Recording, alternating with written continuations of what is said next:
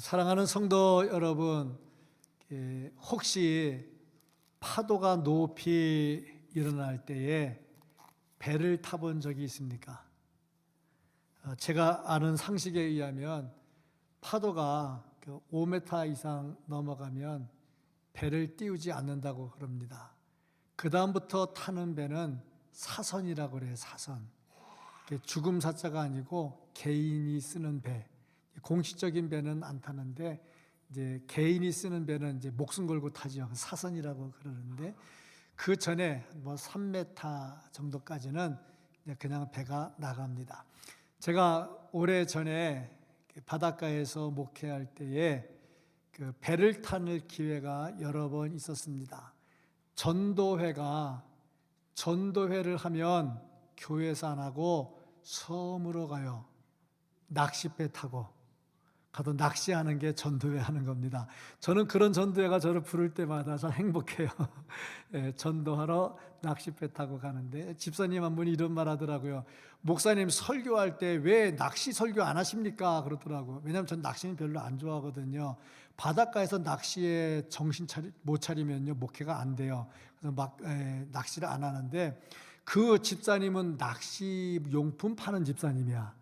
근데 왜 그런가 그랬더니 예수님도 낚시하러 다녔는데 왜 목사님은 낚시하러 안 다니냐는 거죠. 참 일리가 있는 것 같아요. 배를 타고 갔는데 그때가 태풍이 지나간 다음 날인가 그 다음 날인가 그랬어요. 그러니까 항구에는 바다 물결이 잔잔했습니다. 그래서 뭐 아무 생각 없이 같이 배 타고 나갔는데 웬걸 배 타고 1시간, 2시간 나가니까 그 바다, 태풍에 일었던 바다가 아직 잔잔하지 않은 겁니다. 그래서 이 파도 높이가 한 3m 이상은 충분히 되는 것 같아요. 그래서 배가 이렇게 쭉 올라갔다가 쭉 내려왔다 그러는데 올라갈 때 3m 내려갔으면 내려갈 때 3m니까 6m잖아요. 그러니까 웬만한 고깃배, 낚싯배는 보이지가 않습니다. 앞에 가던 배 빠졌나? 할 정도로 쑥 내려가는데 근데 참 놀라운 거는요. 배 탈 때 언제가 재밌냐면 잔잔한 바다에서 타는 배는 재미가 하나도 없어요. 일단 파도가 높아야 돼. 쭉 올라갔다가 쭉 내려갔다가 굉장히 재밌어요. 단 조건 하나, 죽는다는 보장은 없다. 절대 안 죽는다. 뭐 이런 거. 그런 보장이 하나가 있으면 배 타는 게 너무 재밌는데 그 배를 또 재밌게 타려면 뱃머리에 앉아야 됩니다. 뱃머리에 앉으면 여차하면 떨어지거든요. 근데 좋은 게 배가 뱃머리는 더 높이 올라갔다가 더 내려가거든요. 그런데 난감한 게 뭐냐면요. 뱃머리에 앉으면요. 멀미를 더 많이 합니다. 그러니까 이게 배 멀미, 비행기 멀미는요. 약이 없어요. 내리지도 못해요. 끝까지 가야 되거든요. 하여튼 어쨌든 간에 배를 타고 쭉 올라갔다가 쭉 내려갔다 하는데 우리 인생이 이 배를 타고 파도 타기 하는 것과 같아요. 어떤 때는 기도하면 응답이 되고 할렐루야 되고 뭐 자식들도 잘 되고 뭐 사업도 잘 되고 쭉 올라가니까 뱃머리에 앉아가지고 쭉 올라갔다 다 내려다보는 그 기쁨이 있죠. 그다음 어느 한순간에 팍 꼬꾸라져가지고 밑으로 탁 처박혀가지고 아무것도 안 보이고 물만 보일 때가 있어요. 지금 제가 그런 때거든요. 쭉 올라가서 기독교 연합회 회장하고 기독교 뭐 하고 한다고 쭉 올라갔더니 요즘 축 퍼져가지고 밑으로 푹 빠져가지고 물만 보이는 그런 상황인 것 같아요. 어쨌든 간에 성경을 보면 이스라엘 역사가 이제 그런 것을 볼 수가 있습니다. 참 하나님의 은혜로 쭉 올라갔다가 한순간에 곤두박질 쳐가지고 사느냐 죽느냐의 문제로 고생을 하죠. 그런데 우리가 알아야 될 것이 뭐냐면 인생은 항상 올라갈 때가 있는가 하면 내려올 때가 있다는 거예요. 그런데 내려와서 아무것도 안 보일 때, 물만 보일 때, 앞뒤로 안 보일 때, 그때에 이 환경만 보면 나 이제 죽었구나. 그리고 소망이 없지요. 근데 그때 뭘 보느냐 하면은 다시 올라갈 거야. 올라가면 잘 보여. 그런 소망을 가지면 그 고난의 순간에도 일어날 수가 있습니다. 사업하다가 밑으로 쭉 내려가고 또 건강을 잃어서 밑으로 쭉 내려가고 아무것도 안 보이고 물만 보이고 이제 죽은 것 같은 그런 때에 환경만 보지 마시고 일으켜 세우시고 높이시는 하나님을 볼 수 있기를 주님의 이름으로 축복합니다. 이 절망된 상황 속에서도 소망을 가지고 하나님을 바라보면 항상 무너지지 않습니다. 하나님은 우리에게 생명의 빛을 비춰 주셨고 그 생명의 빛을 보고 나갈 수 있도록 우리를 인도해 주셨지요. 이것을 성경을 통해서 이스라엘 역사를 통해서 그것을 잘 보여주고 있습니다. 오늘 본문 말씀 에스겔 선지자를 통해서 주시는 이 말씀, 지금 이스라엘 백성들이 처한 상황은 이 파도 타기 하다가 밑으로 쭉 내려가 가지고 아무것도 안 보이고 물만 보이는, 정말 살 것 같지 않은, 물속에 빠져 죽을 것 같은 그런 상황입니다. 그런데 에스겔 선지자가 여기서 소망의 말씀을 선포합니다. 환경은 죽을 것 같은 환경, 망할 것 같은 환경이었지만 거기서 한 줄기 빛을 보이는 소망의 말씀을 선포합니다. 그게 뭐냐면 성전에서 물이 흘러나오는데 이 물이 강단을 제단을 흘러넘쳐서 돌고 돌아 흘러내려가는데 점차적으로 물이 많아진다. 처음에는 이 물이 발목에 찼는데 조금 더 가다 보니까 무릎에 찼고, 조금 더 가다 보니 허리까지 찼고, 조금 더 가다 보니 헤엄칠 만한 큰 강이 되었다. 이것은 처음에는 빈약했지만 갈수록 하나님의 은혜가, 성령의 은혜가 충만해서 살아나게 될 것이다 하는 것을 보여주는 소망의 말씀입니다. 오늘 이 말씀처럼 우리가 사는 세상 참 어렵지요. 여러 가지 힘들게 경제적 난국을 타게 나가는데 또 은행 이자가 뭐 6%, 7%를 얘기를 하면서 엄청난 어려움들을 당하고 있습니다. 환경은 이렇지만 이런 속에서도 강물이 헤엄칠 만한 강물이 되었던 것처럼 하나님의 은혜가 우리에게 충만해서 정말 은혜 가운데서 풍성한 삶을 살 수 있기를 주님의 이름으로 축복합니다. 아멘. 오늘 이 말씀을 통해서 우리에게 주시는 것은 성령 충만은 진정한 생명이다 하는 겁니다. 우리의 생명은 성령 충만으로 이루어진다 하는 겁니다.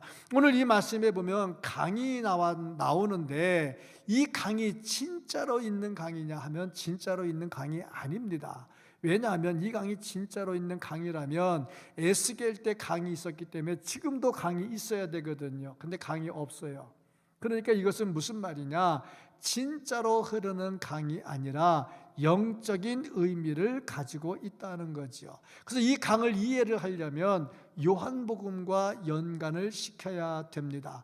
요한복음을 보면은 거기에 생명이라는 단어가 나와요. 그리고 이 강과 연관이 됩니다. 아울러서 이 강이 성령과 연관이 됩니다. 그리고 보니까 이 성전에서 흘러나오는 물이 강을 이루었다 하는 것은 성전에서 나오는 성령의 은혜가 충만해서 우리가 그 안에서 풍성하게 누릴 만큼 되었다 하는 것을 보여주고 있습니다. 요한복음 16장 7절 8절 보면은 예수님께서 성령에 대해서 언급하시면서 16장 16절에서 당신과 연관해서 이 말씀을 합니다.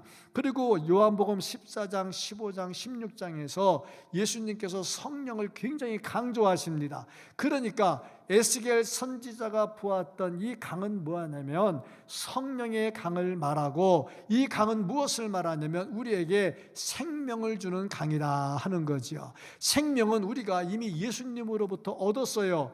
왜냐하면 이 강이 제단을 돌아서 흘러넘친다 그랬는데 이 제단은 뭐 하는 곳이냐? 제단은 제사 드리는 것입니다. 거기서 소를 잡아 죽이고 양을 잡아 죽이고 염소를 잡아 죽이면서 피를 흘려요.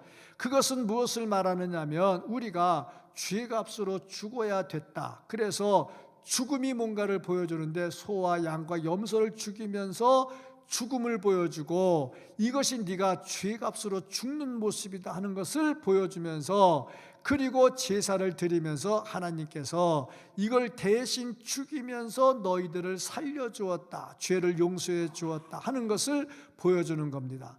이것은요, 신약으로 넘어와서 예수 그리스도께서 십자가에 달려 돌아가신, 우리를 대신해서, 우리 죄를 대신해서 세상 죄를 지고 가시는 어린 양 예수 그리스도, 그러니까 예수 그리스도께서 우리를 위해서 대신 죽으시고 우리를 살리셨다는 거죠. 그러니까 예수님 십자가에 달려 돌아가시고 부활하시면서 우리를 구원해 주셨다는 겁니다. 이것이 예수 그리스도의 십자가 사건과 부활 사건으로 충만하게 이루어졌죠. 그러니까 우리가 행위로 구원을 얻은 것이 아니라 은혜로 구원을 얻은 것입니다. 그런데 이것이 예수 그리스도로 인해서 온전하게 완전하게 다 이루어졌는데, 이것이 나한테 이루어지기 위해서 필요한 것이 뭐냐?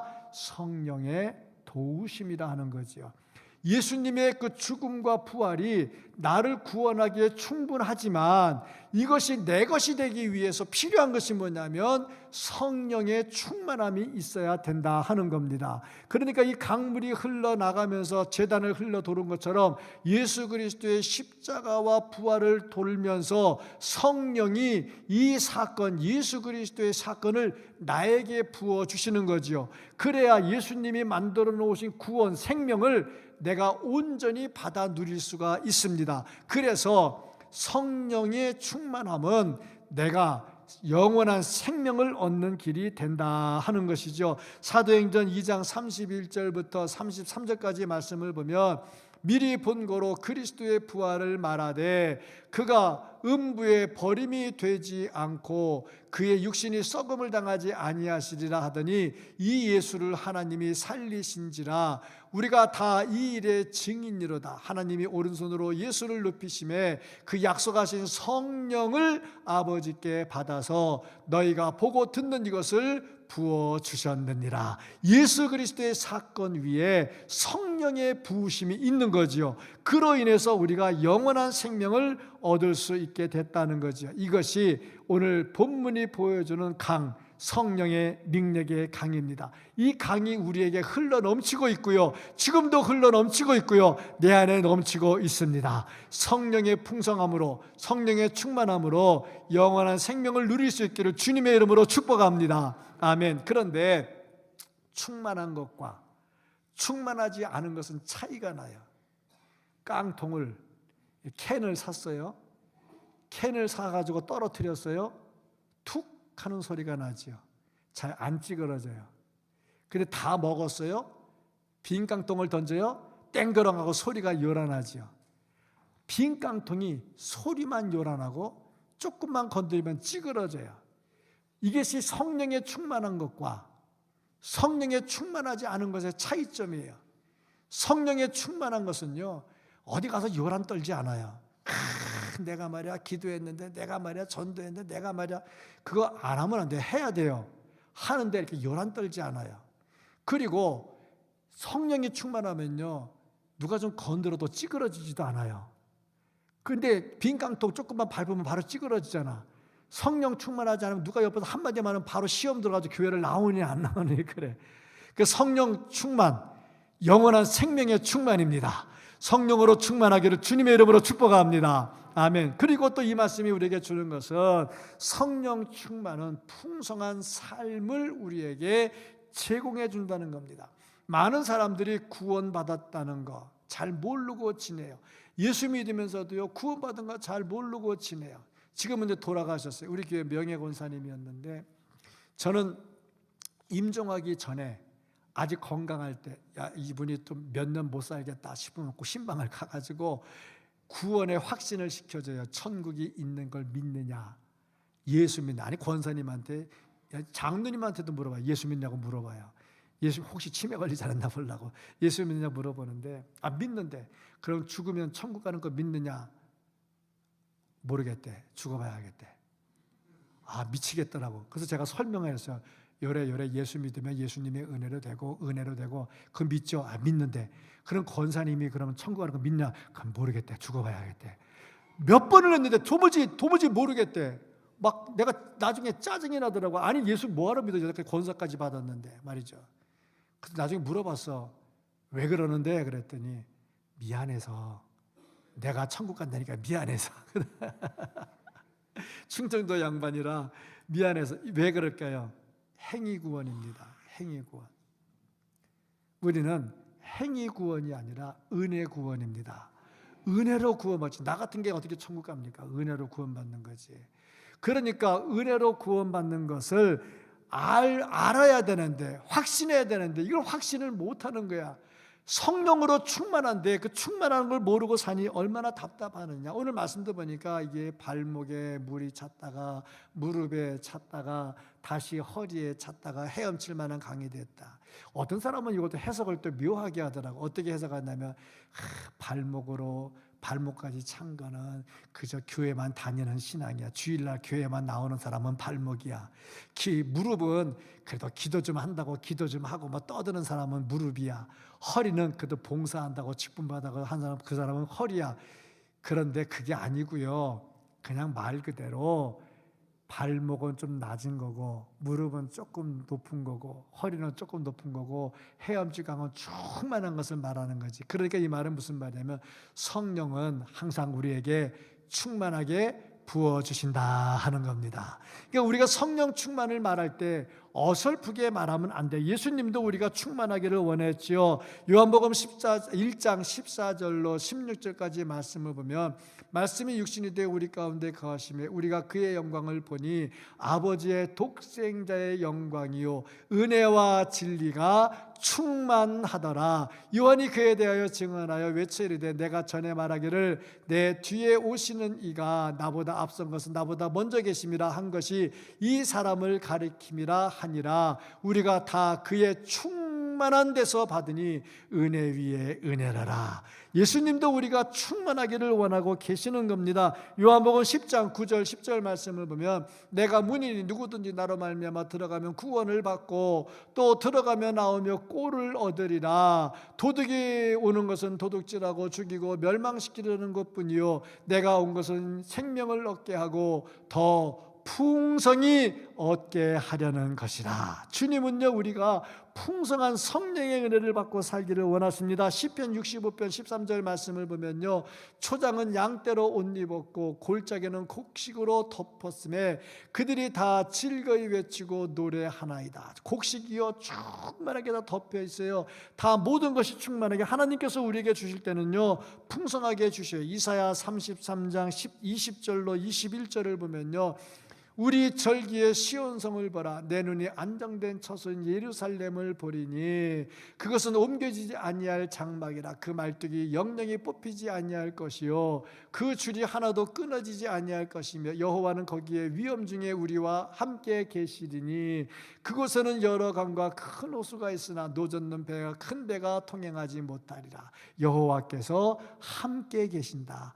여호와께서 함께 계시니까 충만한 거지요. 그러니까 항상 하나님은 우리에게 충만하게 부어주신다 하는 거지요. 그런데 많은 사람들이 풍성하게 헤엄칠 만한 성령 충만을 받았음에도 불구하고 발목에 차는 것 같이 감질나게 신앙생활을 하고 있다는 거지요. 왜 그럴까? 왜 풍성한 성령의 충만을 받았음에도 불구하고 이것을 모르고 살까?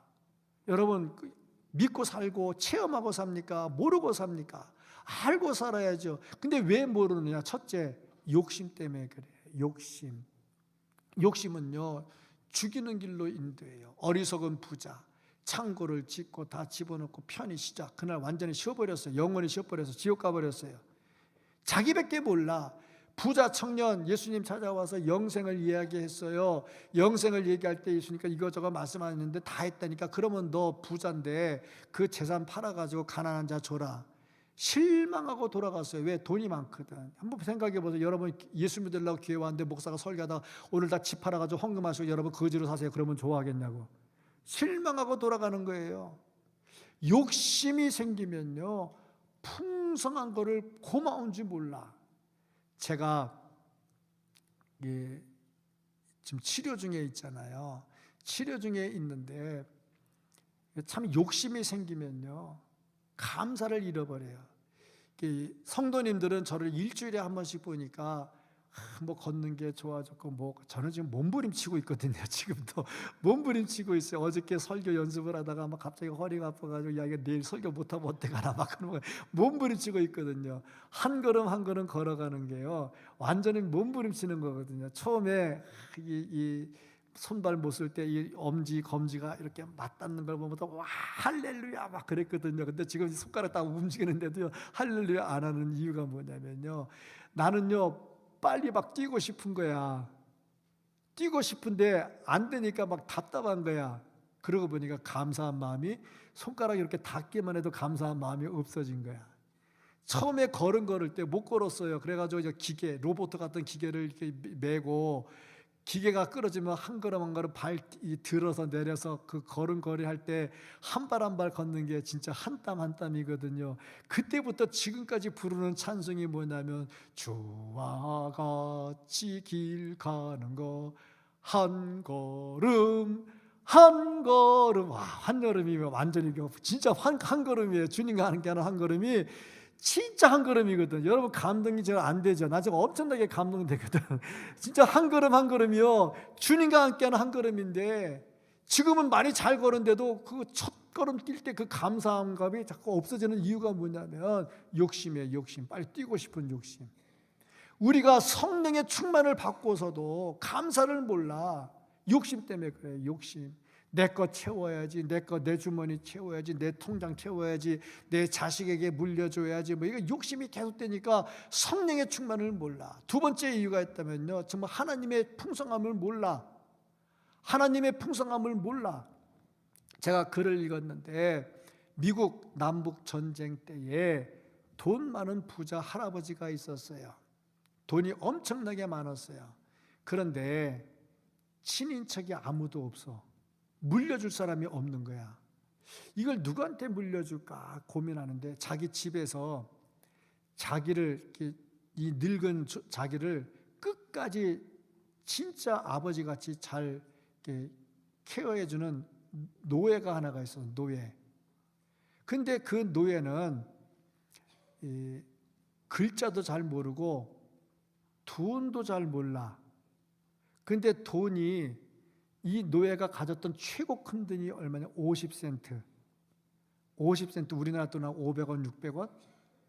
자기가 가졌던 돈 중에 최고의 돈이야. 그런데 이 노인 할아버지가 돌아가시면서 이 재산을 전부 다 이 자기 노예에게 물려주고 죽었어요.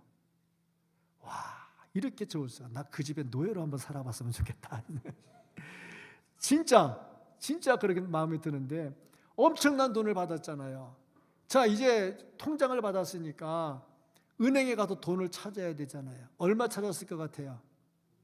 자기가 아는 최고의 돈이 50센트야. 50센트만 주세요. 그러니까 은행 직원이 더 가져가도 되니까, 아니 그거 됐어요. 받았어. 그걸로 먹고 돈 떨어졌어요. 어떻게 하면 돼? 또 가면 돼. 또 50 받으면 돼. 근데 50밖에 모르니까 그 통장에 들은 게 50이 최고인 줄 알았던 거야. 그래서 그 다음에 어떻게 됐느냐? 돈 못 찾고 굶어 죽어서. 와, 그 통장 내가 알았으면. 자, 그러잖아. 못 찾고 굶어 죽었어. 실제로 있었던 일이에요. 얼마나 답답해. 풍성한데 몰라. 우리가 그렇다는 거예요. 성령의 풍성함이 뭔지, 하나님의 풍성함이 뭔지를 몰라. 그래서 내 집 한두 채 있으면 그게 최고 통장인 줄 알아. 내 통장에 몇 천만 원, 몇 억 있으면 최고 통장인 줄 알아. 근데 하나님의 풍성함에 비하면 아무것도 아니거든요. 그거 아까워가지고 쥐고 쩔쩔매고 있다가 그냥 죽어서 끝나. 하나님의 풍성함을 몰라. 근데 하나님께 이 모든 것을 내가 아까워하지 않으면 하나님의 풍성함이 내게 온다는 걸 몰라. 성령의 풍성함이 뭔지를 모른다는 거지요. 우리가 비록 이 광야 같은 세상을 살고 있지만 이 광야 같은 세상에서 무너지지 않는 것은 가나안 땅을 보는 영의 눈을 가지는 겁니다. 요셉이 팔려갈 때요, 요셉이 팔려갈 때 형들은 그를 노예로 팔았어요. 근데 요셉은 팔려가면서 노예로 죽는 것을 보지 않잖아요. 거기서 하나님이 자기에게 주신 꿈을 이루는 것을 보잖아요. 그러니까 노예로 팔려가도 자살하지 않고 살아나는 거지요.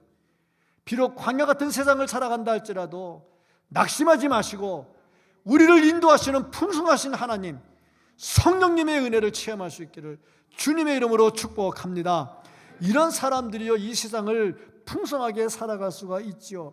성령으로 충만하지 않으면 성령 충만을 이해하지를 못해요. 지금 제가 이렇게 말씀을 전하고 있을 때에 성령 충만한 사람은 이해를 해요. 근데 성령 충만하지 못한 사람은 이해를 못해요. 목사가 지금 이상한 짓 하고 있다, 이상한 말 하고 있다, 다 팔아서 뭐 하라고 그랬다, 이런 말만 듣는다는 거죠. 그러면요, 성령 충만한 사람은 그래, 너 그렇게 못했으니까 회의하고 신앙생활 잘해 하고 받아들일 것이고, 마귀가 들어온 사람들은 저 목사가 좀 사기치고 있는 거야, 저 말 들으면 안 돼, 정신 바짝 차려, 그러고 얘기할 거예요 아마. 보세요, 엘리 제사장이잖아요. 제사장이 성령 충만해야죠. 근데 성령 충만하지 못했어요. 그 결과가 뭡니까? 성령 충만했던 한나가 기도하는 모습을 보고 술 끊으라고 그랬어요. 한나는요, 하나님과 지금 심정이 통하는 기도를 하고 있어요. 심정이 통하는 기도를 하고 있는 한나를 보면서, 하나님과 심정이 통하는 거는요, 성령 충만이잖아요. 성령 충만해서 기도하고 있는데 그걸 보면서 술 끊으라고 얘기를 했다니까. 예수님 십자가 달려 돌아가시고 부활 승천하시고 성령을 보내주셨어요. 그때 사람들이 모여서요, 기도합니다. 열심히 기도합니다. 뜨겁게 기도합니다. 성령이 임했어요. 그래서 불의 혀같이 갈라지는 방언의 역사가 나타났어요. 그때 그거를 보는 유대인들이 뭐라고 그랬습니까? 저놈들 술 취했구나 그랬어요. 성령 충만하면요, 정말 은혜로 받아야 될 말씀들인데 성령 충만하지 않으니까 이게 술 취한 거로 보이고 이상한 거로 보이는 거예요. 그래서 많은 사람들이 목사가 설교하다가 헌금 얘기하고 11조 얘기하고 건축원금 얘기하면 시험에 빠지는 이유가 다 그겁니다. 땅의 것만 생각하고요, 성령 충만으로 받아들이지를 않는다는 말이죠. 그러니까 성령 충만해서 하는 말을 술 취한 것으로 본다는 말이죠. 얼마나 안타깝느냐. 그러니까 모르니까 그렇다는 거죠. 성령 충만으로 하나님의 풍성하심을 보고 믿고 알고 체험하고 살기를 주님의 이름으로 축복합니다. 아멘. 또 이 말씀이 주는 한 가지가 뭐냐면, 성령 충만하면요, 주변이 살아나는 역사가 일어나게 됩니다. 강물이 흘러가는 곳에서 모든 것이 다 살아났어요. 생명을 줬어요. 열매를 줬어요. 항상 내가 성령 충만하면요, 내 주변이 살아나는 역사가 일어납니다. 이 강물이 들어가는 곳마다 죽었던 것이 살아났잖아요. 사해는 죽은 바다예요. 근데 그 죽은 바다에서 뭐 물고기들이 막 살아나잖아요. 놀라운 역사들이 일어나고 있다 하는 겁니다. 다니엘의 세 친구 사드락, 메삭, 아벤느고, 원래 이것은 이제 바벨론 이름이죠. 원래 이름은 하나냐, 미사엘, 아사랴. 근데 이 세 친구가 신상을 섬기지 않다가 모함을 받아가지고 풀무불에 던져졌어요. 거기서 하나님이 살려줬어요. 살아나왔어요. 그때 이들을 풀무불에 넣으라고 명령했던 왕 느부갓네살이 뭐라고 말했냐면, 이들을 살려주신 하나님을 찬양하자. 그리고 이들을 모함해서 집어넣은 사람들, 그 사람들 다 풀무불 속에 집어넣어라. 앞으로도 이 사람을 모함하면 이렇게 할 것이다 합니다. 왜? 하나냐, 미사엘, 아사랴가 하나님의 영으로 충만했거든요. 그러니까 하나님의 영으로 충만하니까 하나님이 누군지도 모르던 느부갓네살 왕이 하나님을 찬양하게 됐다는 거예요. 그러니까 우리가 성령으로 충만하면 우리 주변에 있는 사람들, 하나님을 모르는 사람들이 하나님을 찬양하는 역사가 일어나게 됩니다. 그러니까 열심히 전도해서요, 생명을 구원하는 일들이 일어나죠. 살아나는 역사가 막 일어나죠. 오늘 보니까 강물이 흘러가면서요, 생명을 살리는 일들이 일어나게 되더라. 6절 7절 말씀을 보니까요, 그가 내게 이르시되 인자야, 내가 이것을 보았느냐 하시고 나를 인도하여 강가로 돌아가게 하시기로, 내가 돌아가니 강 좌우편에 나무가 심이 많더라. 강 좌우에 나무가 심이 많더라. 그런데 그곳에 나무 하나도 없습니다. 그럼 이건 뭘 말하느냐? 영적으로 풍성해지는 것을 말해요. 우리가 성령으로 충만하면 우리 주변에 살아나는 역사들이 막 일어나게 된다 하는 것입니다. 성령 받으면요, 생명을 구원하는 역사가 일어나게 됩니다. 확실히 그렇잖아요. 뜨거운 난로 옆에 있으면 내 몸도 뜨거워지게 돼 있어요. 뜨거운 난로 옆에 있으면 내 몸 뜨거워진다니까요. 내가 성령으로 충만해지면요, 내 옆에 성령이 무엇인지 모르는 사람도 성령으로 뜨거워지게 될 줄로 믿습니다. 그들의 생명이 살아나게 되는 거죠. 두 번째로 보니까요, 강물이 흘러가면서 소성케 해주더라. 8절 9절 말씀을 보면 그가 내게 이르시되 이 물이 동쪽으로 향하여 흘러 아라바로 내려가서 바다에 이르리니 이 흘러내리는 물로 그 바다의 물이 되살아 나리라. 이 강물이 이르는 곳마다 번성하는 모든 생물이 살고 또 고기가 심히 많으리니 이 물이 흘러 들어가므로 바닷물이 되살아나겠고 이 강이 이르는 각지의 모든 것이 살 것이며. 참 살아난다 그랬습니다.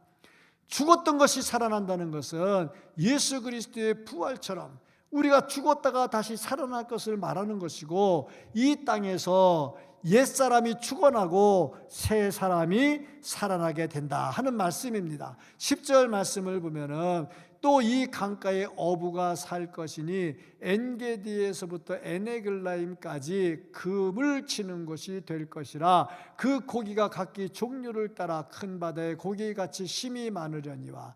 엔게디, 에네글라임이 나옵니다. 에네글라임은 사해가 시작되는 곳이고 엔게디는 사해 한복판입니다.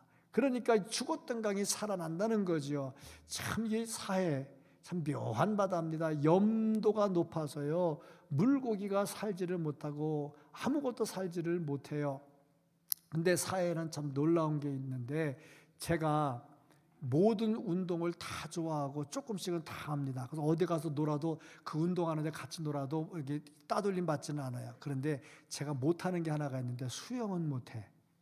그 참 바닷가에서 몇 년 살았는데 수영을 못해. 그 참 이상하게 가문 깔아앉아. 참 수영을 못해.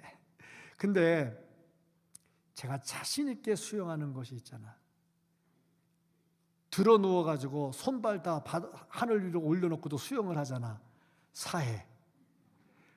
지난번에 성지순례 가서 사해를 갔는데 딱 들어 누워가지고 팔다리 다 하늘로 올리고 누워서 배영을 하는데, 와, 그렇게 배영이 잘 될까?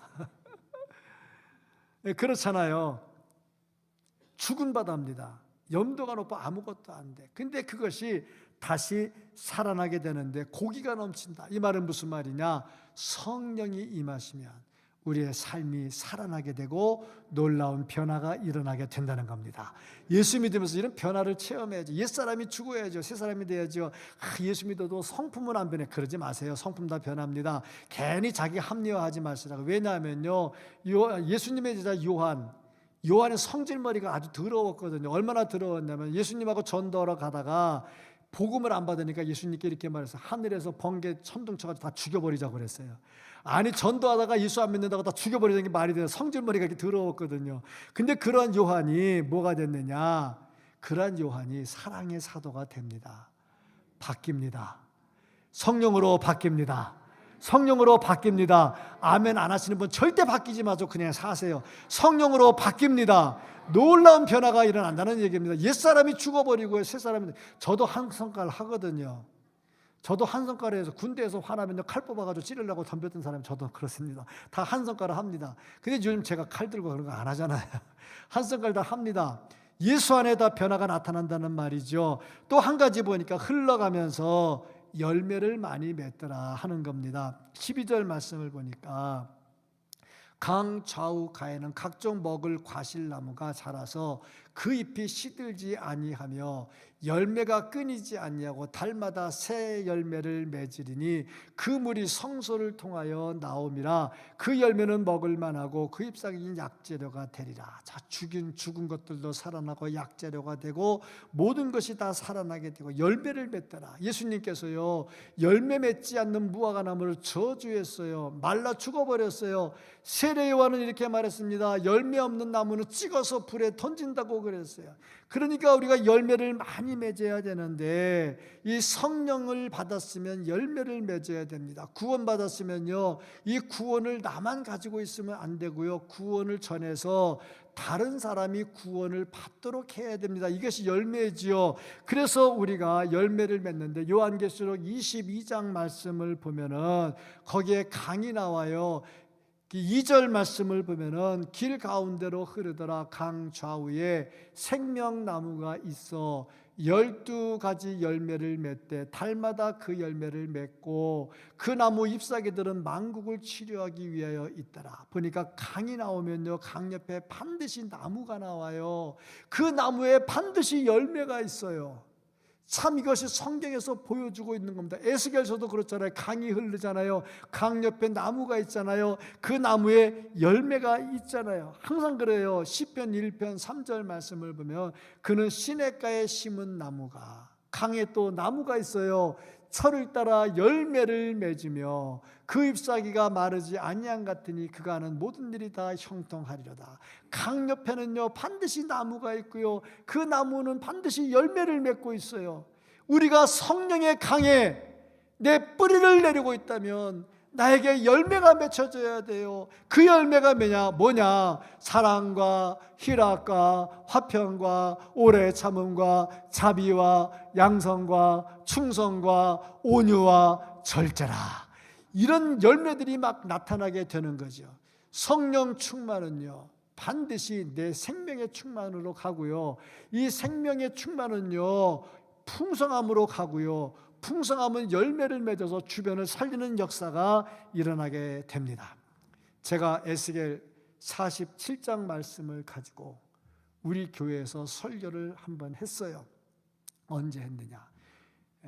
1995년도 제가 부임하고 위임식 4월 5일에 하고 첫 설교를 에스겔 47장을 했습니다. 기억나시나요? 아직 18년이 안 돼서 모르십니까? 18년 전 설교를 어떻게 기억하느냐? 당연히 기억 못하겠죠. 어쨌든 간에 왜 내가 이 설교를 18년 전에 했느냐? 이유가 뭐냐? 그 이유는 하나님이 나를 왜 이 교회에 보내주셨을까? 이 교회에 보내주셔서 목회를 하게 할 때에 왜 내게 성령을 부어주셨을까? 이 성령을 부어주셔서 내가 성령으로 얼마나 충만하게 목회를 할까? 그리고 나의 성령 충만함이 흘러 넘쳐서 우리 성도들이 얼마나 은혜 받고 신앙생활을 할까? 주여, 우리 교회 이런 교회 되게 하여 주옵소서. 그런 마음으로 이 설교를 18년 전에 했습니다. 저는 오늘 이 설교를 다시 또 합니다. 왜 하느냐? 우리 교회가 설립한 지 70년이 지나고 4월 5일입니다. 4월 5일에 70주년을 마치고 이제 71주년을 향해서 달려가는 이 절기입니다. 이때에 왜 이 설교를 하느냐? 저는 분명한 의식을 가지고 이 설교를 합니다. 이유가 뭐냐? 인생은 몇 살부터입니까? 예전에는 60부터라 그랬어요. 근데 지금 인생은 몇 살부터입니까? 모르십니까? 지금은 인생은 70부터라고 얘기를 합니다. 70부터. 그랬더니 일부 예배 때 찬양대에서 큰 소리로 80부터야 그러더라고요. 그래서 그 사람 심는데 다시 내가 보자 그랬어요. 지금 인생 70부터라고 그러잖아요. 다 60은 애들이잖아. 70도 요즘에 애들이잖아. 70부터라고. 애들이라서 죄송해요. 젊다는 얘기입니다. 목사님이 나보고 애들이라는 때는 화내지 마시고. 젊다는 얘기잖아요. 왜 이 설교를 하느냐? 70년 동안 우리가 지내오는 동안에 하나님이 지켜주셨고 이제 인생이 70부터라면 우리 교회도 70부터면 이제 시작인데 다시 시작하는 이 시점에 성령으로 충만해서 내가 성령으로 충만해서 내 생명이 풍성해지고 하나님의 은혜가 풍성해지고 내가 가는 곳에 성령이 흘러넘쳐서 내 주변이 살아나서 이 지역이 살아나고 예수 그리스도의 나라가 되기를 소망하면서 이 말씀을 선포하는 겁니다. 성령으로 충만해야 됩니다. 요한복음 4장 14절 말씀. 요한복음 4장 14절, 내가 주는 물을 마시는 자는 영원히 목마르지 아니하리니 내가 주는 물은 그 속에서 영생하도록 솟아나는 샘물이 되리라.